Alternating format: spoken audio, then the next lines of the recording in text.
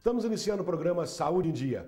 Hoje nós vamos conversar a respeito de dependência química com os nossos convidados, doutora Roberta Ecleide. Ela é psicanalista, mestre em psicologia, doutora em psicologia clínica, pós-doutora em filosofia da educação e diretora-geral do NEP, que é o Núcleo de Estudos em Psicanálise e Educação. E também com meu grande amigo Celso Patelli, acadêmico de psicologia e estudante de psicanálise do NEP, que também é o Núcleo de Estudo em Psicanálise da Educação. Doutora, prazer tê-la aqui conosco. Celcinho, prazer tê-la aqui conosco. Prazer é nosso. Então nós vamos conversar um pouquinho hoje, né, a respeito de dependência química, que é um tema que muito se fala, pouco se sabe. Acho que por mais que a gente conversa, ainda tem muito que aprendermos, né? O que vem a ser a dependência química? Bom, dependência química é um quadro onde a pessoa adere a alguma substância, né, por isso química, e só vive a partir daquela substância. E cada substância tem as suas características, né? Não é igual o dependente de álcool, o dependente de maconha, de crack. Essa dependência química, a senhora falou a respeito de substâncias. Quais seriam essas substâncias? Tem como você enumerar para a gente, Roberto? Basicamente, as substâncias depressoras do sistema nervoso central, o maior representante, mesmo, né? O álcool também, né? Um grande representante. As perturbadoras, né? Os alucinógenos, chá de lírio, chá de cogumelo, né? E os estimulantes, cocaína, anfetaminas, etc. Eu sei que vocês fazem parte, né, de um grupo, né, de recuperação, pós-recuperados, né? Vocês estavam conversando comigo agora no intervalo, né, antes de começarmos o programa. Então são os transitivos, né? Fala um pouquinho pra gente a respeito desse grupo. Tá. Eu acho que é importante falar um pouco do que é o NEP. Né? Então, o NEP é um lugar onde a gente estuda psicanálise e tenta oferecer um atendimento psicanalítico de qualidade, que a pessoa possa, de fato, se constituir como um sujeito, ou seja, que ele tenha a possibilidade de ser agente, né, do próprio desejo e conseguir conduzir sua vida com autonomia, né? E dentro dessa perspectiva, começaram a surgir algumas pessoas em recuperação de dependência química, com muita dificuldade de se inserir na vida, no mercado, de ter parceiros de novo, de conseguir ter amigos, às vezes mudar estilos de música, etc. E como se discute muito a questão da dependência química, no sentido do se tem cura ou se não tem, né? O que a gente tem estudado lá é que a cura é alguma coisa muito relativa. E dificilmente as pessoas se curam, porque algumas substâncias elas mudam a forma do próprio cérebro funcionar. Então, a gente faz uma proposta de trocar a droga pela arte. Né? Então, o transitivo, o grupo transitivo que funciona. Então, a finalidade do grupo realmente é a pessoa que a gente, pelo menos, supostamente se recuperou da droga, ficou livre da droga, da dependência. Então, vocês vão, tipo assim, integrar novamente na sociedade, ou seja, no trabalho, em vários de acordo com aquilo setores. Que ele queira, porque como a droga ela acaba criando na pessoa uma tendência a não saber muito bem o que ela quer. Né? A gente tem socialmente às vezes um erro de pensamento que fazer o que quer é ser livre. Mas na verdade fazer o que se quer muitas vezes é não ter a possibilidade de escolher se realmente vai fazer aquilo ou não. E o dependente químico ele tem uma história às vezes longa de estar o tempo todo sendo capturado por aquilo que quer de qualquer jeito. Tá? Então, poder ter momentos ali de refletir sobre ele livremente, inclusive sem ficar falando da substância, porque o dependente químico ele sai às vezes de uma clínica de recuperação e todo mundo fala disso.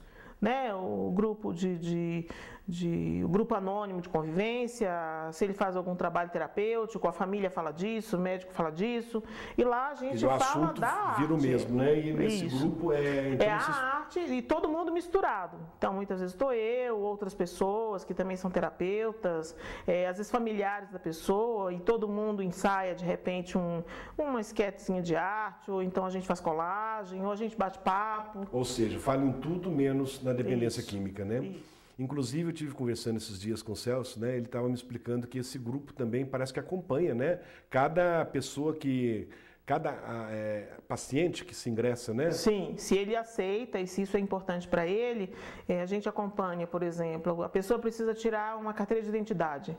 Tem pessoas que nunca tiveram nem carteira de identidade, então como é que vai lá? Então é um trabalho muito bonito, né, de vocês, que acompanhando, levando para o trabalho, fazendo, né, a parte, como você disse, da parte da arte, né, o teatro, ou seja o que for, e acompanhando também, né, nas diversas áreas, né, ou como você disse agora, tirando a carteira de identidade, ou voltando ao trabalho, orientando em tudo que é possível, né? Sim. Essa ajuda evita, né, que o sujeito caia de novo na dependência, né? Então, é o tratamento do sujeito que sai, porque ele volta, de certa forma, para o mesmo meio, né? Os mesmos colegas, a mesma coisa. Então, a gente tenta oferecer um outro meio, né? A possibilidade da mudança, né? É um trabalho muito bonito de vocês, né? Quer dizer, o trabalho de vocês não trabalham com uma clínica para dependente químico, Sim. né? Vocês são um grupo que ajudam os pós-recuperados, não é isso? Sim, sim. E essa dependência química tem cura? Então, isso é uma questão muito complicada, porque às vezes parar de usar não é a cura, porque muitas vezes a pessoa continua desejando usar a substância, né? Então, erradicar, né, essa vontade é uma coisa que talvez pouquíssimos consigam. Eu acredito também que além do grupo de vocês, né, do Transitivo, do NEP, eu acho que o papel da família também, dos amigos, enfim, toda a sociedade é importante, né, que ajude essa pessoa a se recuperar. Os que vão com os familiares, né, vai com avô, vai com irmã, eles têm digamos, menos dificuldade nessa reinserção, né, ou na inserção, porque algumas pessoas nunca nem tiveram, nem no mercado e nem socialmente, estavam ilhadas aí no uso da substância. Aqui em Poços de Caldas, né, qual que é o panorama da dependência química? Bom, a gente tem observado, e assim, empiricamente, né? A gente não faz pesquisa sobre isso, mas a gente, nem estatística nem nada, mas a gente observa que há muitos casos de uso de substância em todas as classes sociais, não é uma coisa que está isolada. Não afeta nenhuma classe nem outra, né? Nenhuma, nem mais nem outra.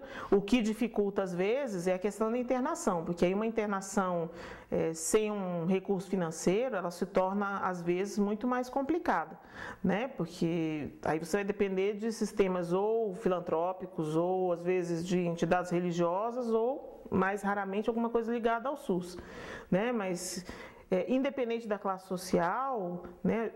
Pela quantidade que a gente vê das pessoas irem lá, né, e buscarem atendimento, às vezes pessoas que buscam lá atendimento, porque a gente não tem só o transitivo, a gente tem também uma clínica que atende qualquer pessoa. Então, nessa clínica também aparecem muitas pessoas com essa queixa, às vezes própria, às vezes de irmão, às vezes de outro parente, né? Então, isso é uma clientela que não é pequena. Sempre tem alguém que conhece alguém que tem o problema da dependência, sim, né? Sim. Nós vamos fazer um breve intervalo e já voltamos com o programa Saúde em Dia. Voltamos com o programa Saúde em Dia. Hoje abordando o tema dependência química com os nossos amigos, nossos convidados, doutora Roberta e Celso Patelli. Agora há pouco falávamos, né, da dependência química em Poços de Caldas, como é o panorama. Então, se tiver mais alguma coisa a acrescentar, nós fizemos a pausa para o intervalo. Eu acho que é sempre importante as pessoas ficarem atentas que o uso da substância, às vezes, aparece, né, na necessidade de esquecer um pouco a dificuldade do dia a dia, né? Então, o ser humano tem uma grande tarefa, né, de viver até morrer. Como ninguém quer morrer, então, de vez em quando, a gente esquece que vai morrer. Esquece num hobby, esquece numa boa risada, num passeio, e esquece na droga também, né? Só que a droga, quando é usada para esse tipo de esquecimento cotidiano, que também é necessário, ela imprime a sua marca, né? Então, quando se usa, por exemplo, o crack para fazer isso, o crack tem como grande característica se instalar, né, na pessoa rapidamente, né? Então, diferente das outras drogas que as pessoas usam para repetir a sensação boa, o crack, ele se instala porque você quer impedir a sensação ruim que ele provoca logo que passa a sensação boa, né? Então, a dependência do crack, ela se estabelece muito rápido, né? E lesa, né? Um usuário de thinner, ele vai ter lesões de mucosa, né? De boca, laringe, esôfago, né? Lesões corticais. Então, é um esquecimento mortífero. Então, vamos pensar assim, das drogas, né, o crack seria ou é a pior delas? Hoje em dia é considerada a pior delas. O preço, né? É muito barato, então a população é muito acessível, população jovem tem muito acesso, criança. Infelizmente, né, Celso? O que a gente pode notar aqui no centro de Poços de Caldas. Né? Quer dizer, as drogas de hoje, elas são, a gente chama de são drogas dissociativas. Então, Boa Noite Cinderela, né, o cristal, o êxtase, o crack, são drogas que isolam. Então, quando a gente vê lá as filmagens da Cracolândia em São Paulo, você tem aquele monte de gente sozinha. Tá todo mundo sozinho, né? Crack não é uma coisa que você compartilha, né? Você não divide com outro. Então, assim, essa referência lá dos anos 60 não vale mais. É uma droga de uso isolado, de né? uso isolado, né? Que estimula a competição. Às vezes eu brinco com o pessoal do NEP, né? Que a união, né? Que faz a força do ser humano. Então, se o ser humano fica sozinho, ele se enfraquece. Né? Então, a solidão no ser humano ela é extremamente prejudicial. Então, quando a droga entra, né, e principalmente essas que eu mencionei, vão isolando a pessoa, ela vai se enfraquecendo, né? E isso mostra o quanto nós, enquanto sociedade, enquanto família, né, nós estamos isolados, perdidos. Né? É importante olhar às vezes assim, os jovens estão usando mais substância porque, sei lá, estão mais desorientados. Estão desorientados porque nós adultos também, de certa forma, na sociedade, também estamos muito desorientados porque estamos muito isolados. Né? Isso dificulta um pai, uma mãe, às vezes um professor, limitar ou conseguir fazer com que esse jovem não vá por esse caminho, tenha outro caminho. Né? Torna-se mais difícil, né, Roberto? Aqui em Poços tem alguma droga, vamos pensar na cidade de Poços de Caldas, alguma droga que é mais consumida? Não sei, não saberia dizer isso com certeza. Né? Boato é uma coisa, né? O que as pessoas ficam falando, não sei. Mas uma coisa é certa, qualquer uma delas, o final é o mesmo, né? O caminho, o destino é o mesmo, né? Às vezes demora mais, né? O álcool, talvez, por exemplo, né? Quando se pergunta isso, né? O álcool talvez seja uma droga muito consumida, porque ela é barata, né? E além de barata, mais barata até que o crack, compra no supermercado. Muito estimulada, né? Quer dizer, tem a propaganda, então o álcool está associado. Infelizmente tem muita propaganda. Sim, com a felicidade. E, na verdade, ninguém ficou rico, bêbado, né? Ninguém ficou com a sua família bêbado, né? Então, pelo contrário. Afasta dos amigos. Afasta dos amigos. Mas tem um glamour, né? Aí muito importante. Né? E o álcool leva muito tempo para produzir um alcoólatra. E até na própria novela, né, nos filmes, né, um copo de uísque, torna-se chique, né, perante... Para relaxar, né, para se aproximar dos outros. E aí as pessoas esquecem que ele é depressor do sistema nervoso central, ou seja, pode entrar em coma alcoólico, né, pode aspirar o vômito, né, tem um monte de coisa ali graves que a pessoa pode vir a morrer, né, por causa de uma dose a mais. Doutora, diálogos transitivos, que vem a ser? Então, quando nós começamos esse projeto aí com o Grupo Transitivo, eu pensei ousadamente que a gente precisava de um grande desafio, né? E que esse desafio nos fizesse jamais esquecer de onde a gente começou, né? Que é dar esse espaço aí para esse lugar da arte. Então, eu pensei na época em chamar alguém que pudesse ter vivido essa situação, né, e que tivesse sido confrontado com a possibilidade de parar de usar a substância, e pensei no João Estrela, que é a pessoa, né, real do personagem do filme Meu Nome Não é Johnny, né? E aí convidei ele para vir, e ele vai estar aqui na cidade dias 24 e 25. Vai haver um congresso, né, aqui em Poços de Caldas, dia né? 24 e 25. Então a gente pensou em fazer um evento treinamento. Então a gente vai começar pela parte boa. Né? Então vamos começar com uma palestra do João Estrela, que ele vai contar da trajetória dele, tá? No dia seguinte a gente vai ter oficinas de arte e o show dele. Na quinta-feira a gente tem mais 2 oficinas, de manhã e de tarde, e de noite a gente vai fazer uma brincadeira, um karaokê combinado, né? Então nós do NEP vamos cantar e todo mundo que quiser, né? E na sexta-feira nós vamos estudar. Então, congresso, o público-alvo... Qualquer pessoa que tem interesse em compreender melhor essa questão da dependência química, nós não estamos dirigindo isso, tem que ser profissional? Não necessariamente. É alguém que esteja disposto a passar por essa experiência de brincar com tudo isso, participar das oficinas e depois entender o que teoricamente isso significa. Então a gente não tem no último dia só a parte teórica. Então eu gostaria que vocês comentassem um pouquinho mais, endereço, telefone, né? Onde que a pessoa pode procurá-los, né? Quem tiver interesse. Só que antes nós vamos fazer então um breve intervalo, já voltamos com o programa Saúde em Dia.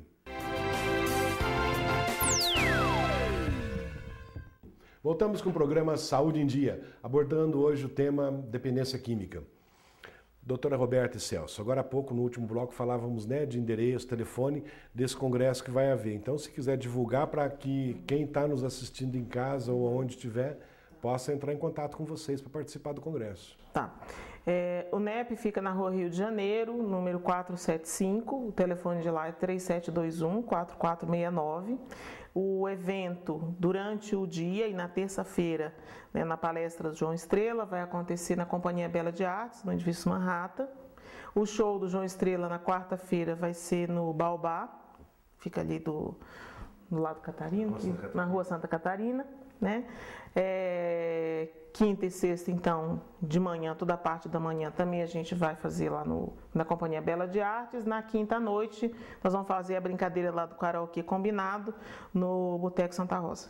Então, para quem quiser, todos podem se inscrever? Todos podem se inscrever. Independente de faixa etária, escolaridade? Independente de escolaridade. Faixa etária não, porque acho que a gente mexe com algumas coisas O delicadas. público adulto, né? Sim, o público adulto. Tá? Mas não tem um critério específico, tem que ser um profissional, não. Pode ser uma pessoa que é o técnico, podem ser até familiares ou pessoas interessadas em conhecer isso e poder discutir esse assunto, né, de maneira tanto científica, né, quanto prática. Porque é um evento treinamento, então é para você aprender praticamente mesmo. E como é um grupo, né, o grupo transitivo, então é um trabalho muito bonito de vocês, como a gente havia conversado agora há pouco, né? A resposta desses frequentadores do grupo, dos pacientes, como que é a resposta deles? É muito variável, porque tudo depende de qual que é o lugar que a droga tem na vida da pessoa.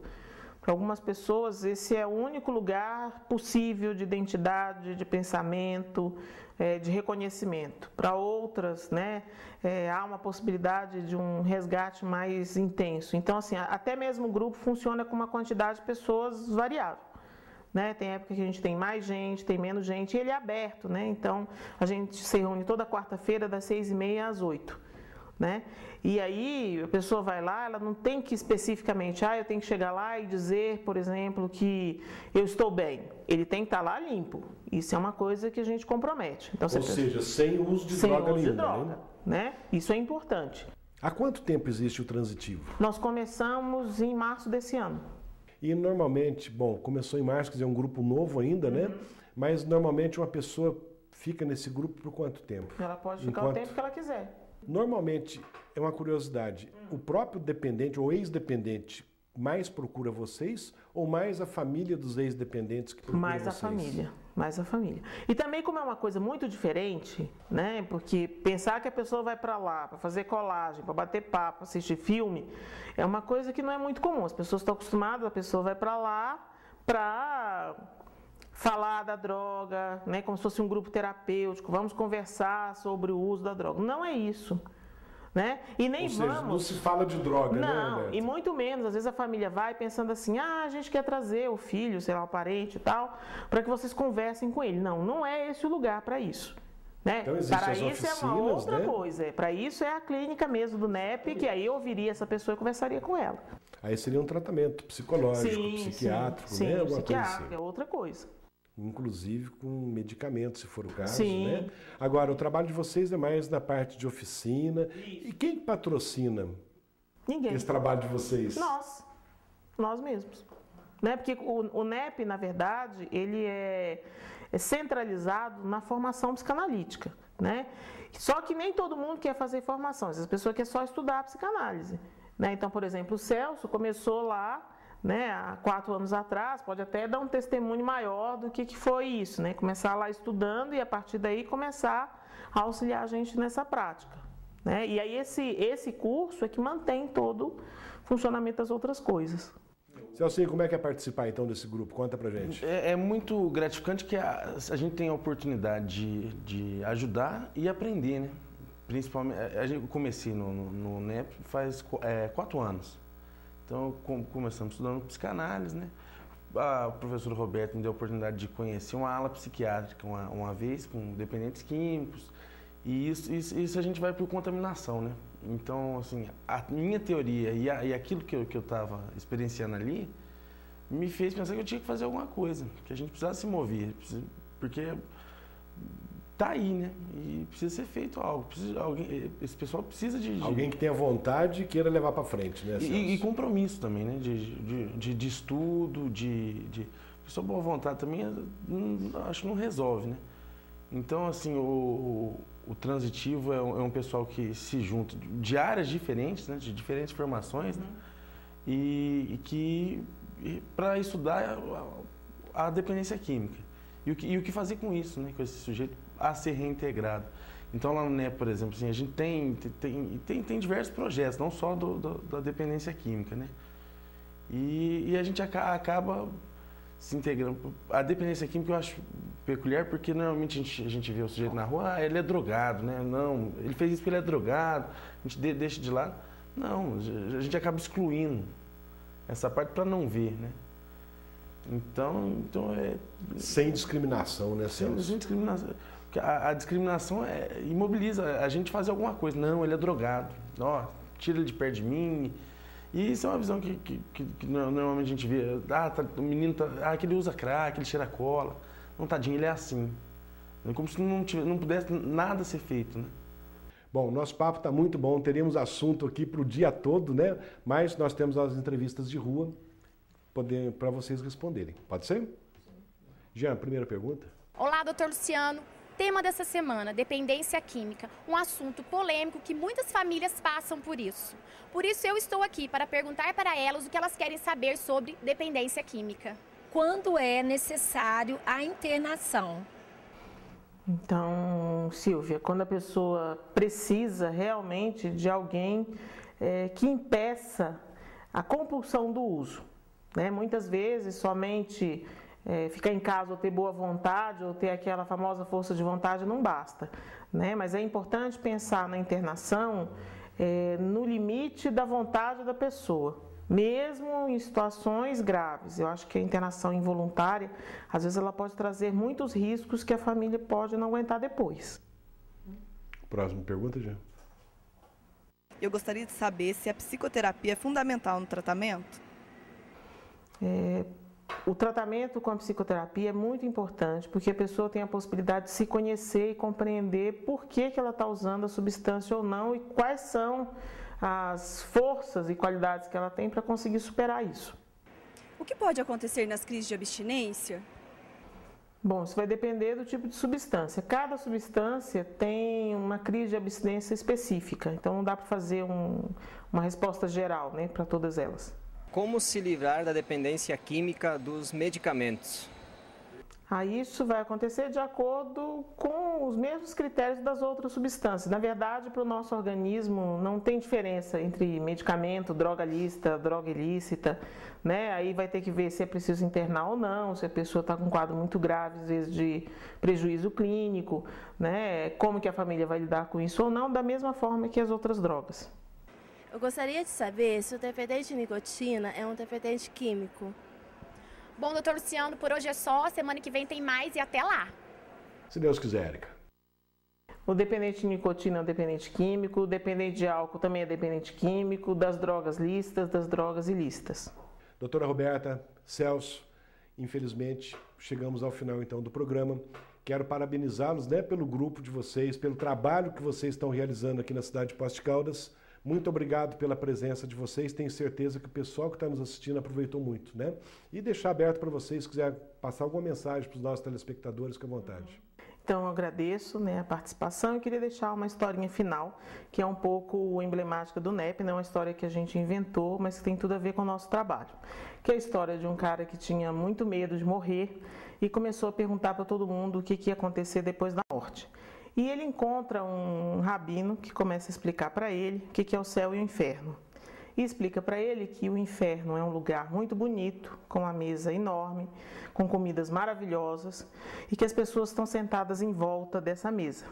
E aí o rapaz fica pensando, nossa, então o inferno é um lugar muito legal, Pois é, mas as pessoas estão em volta dessa mesa cheia de comidas gostosas, mas não conseguem comer. E o cara fica apavorado. Imagina passar o resto da eternidade sem comer, né?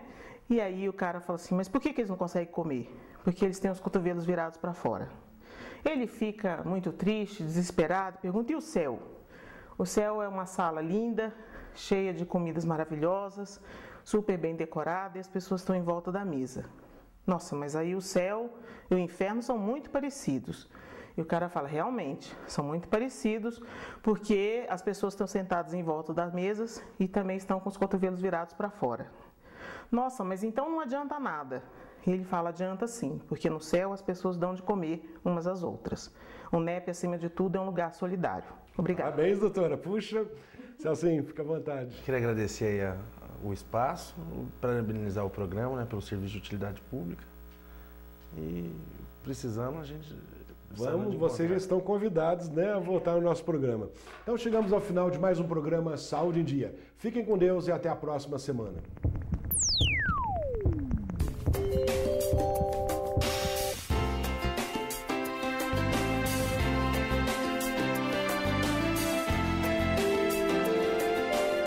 Yeah.